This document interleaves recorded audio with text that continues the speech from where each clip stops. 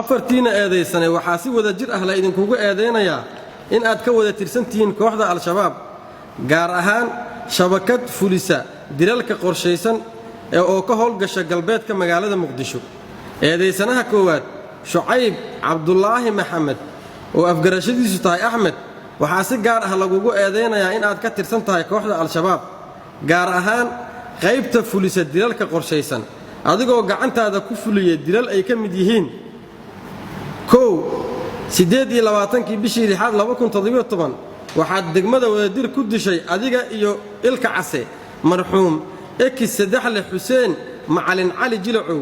halkan waxaa ka bilaabatay fadhiga dacwad qaadista shabakad ka tirsan al-shabaab gaar ahaan qaybta fulisa dilalka gaadmada oo ka howlgeli jiray galbeedka caasimadda.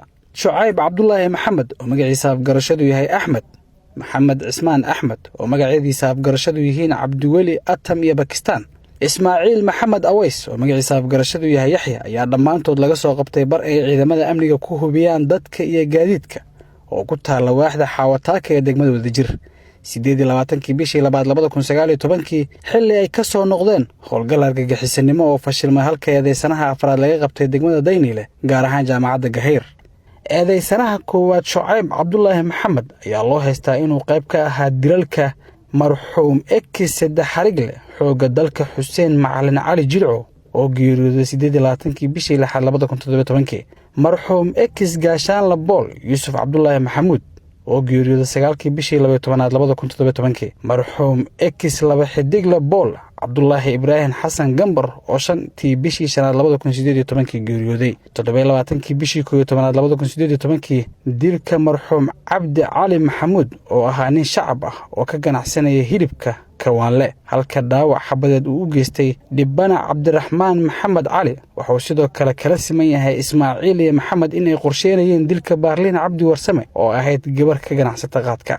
eedeysanaha labaad Maxamed Cismaan Axmed ayaa loo haystaa inuu ka tirsan yahay al-shabaab una ahaa wada mooto bajaaj oo kala gudbiya keenista iyo qaadista bistooladaha lagu fuliyay dilalka qorshaysan ee al-shabaab. sidoo kale waxaa lagu eedeeyay in 28 bishii 2019 uu qayb ka ahaa dilkii fashilmay ee la damacsanaa Dhibana Baarliin Cabdi Warsame. eedeysanaha saddexaad Ismaaciil Maxamed Aways ayaa loo haystaa kamid ahaanshiyaha al-shabaab iyo inuu qayb ka ahaa fashilka dil la damacsanaa Dhibana Baarliin Cabdi Warsame. eedeysanaha afraad Saadaq Cabdi Jabbaar Cumar Xuseen waxaa si gaar ah loogu eedeeyay kamid ahaanshiyaha al-shabaab gaar ahaan qaybta fulisa dilalka qorshaysan. waxaa si gaar ah loogu qabtay fulinta dilka marxuum ekis Dable Xooga Maxamuud Xasan Ibraahim 31 bishii 2019.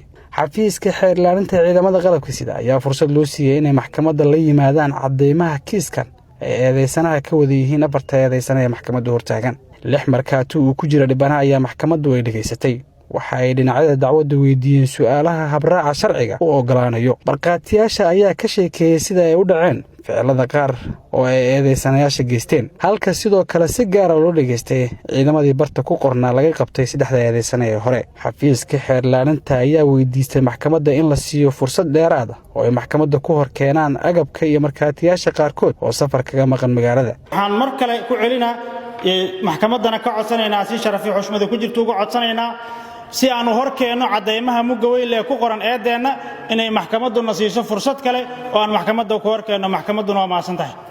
qareenada ayaa kala sinaa soo jeedinta xeer ilaalinta. anuu waa ogolna waa waxba ka maqan in muddo fursad la siiyo. gudoomiyaha maxkamadda darajada koowaad ee ciidamada qalabka sida Gaashaan Sare Xasan Cali Nuur Shuute ayaa soo xiray fadhiga maxkamadda. dhageysiga garmaqalka lidka ku ah afarta eedeysane intaas ayaan ku joojinay maanta. maxkamadda ayaana dib ka soo muday doonto fadhiga xiga.